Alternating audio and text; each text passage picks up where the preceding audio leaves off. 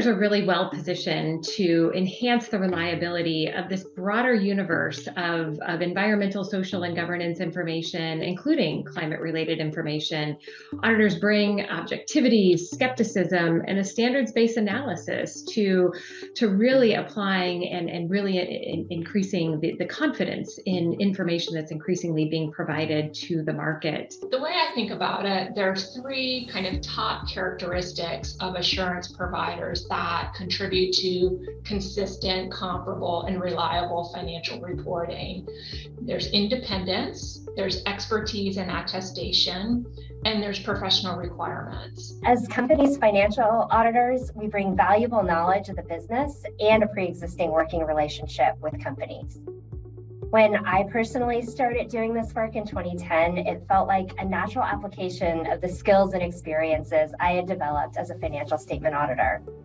Things like understanding an accounting standard and comparing a company's application of that standard to the reality and to the numbers that we were looking at is really at the heart of assuring ESG data. I think auditors are very well positioned, and frankly have been for a while, to enhance the reliability of climate-related information.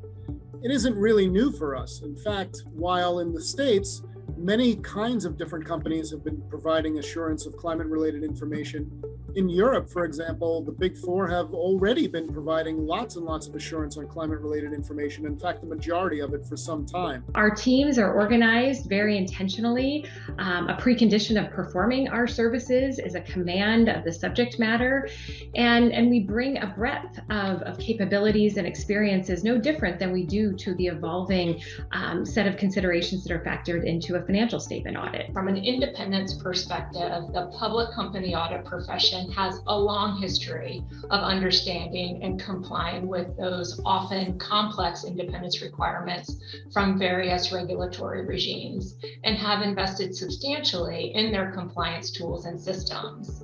So from an experience and attestation perspective, we are experienced in reporting on compliance with various established standards and frameworks. And then finally, from a professional requirements perspective, we have specific licensure, credentialing, oversight, and quality management requirements, among others, which are monitored and reviewed. As a former financial accountant as well, I also know that certainly auditors are very quick to adapt to new and interesting things like FASB statements that come out, a new way to audit revenue recognition, new ways to have to audit pensions, which is really an actuarial science, fair value accounting, which is really a valuation science.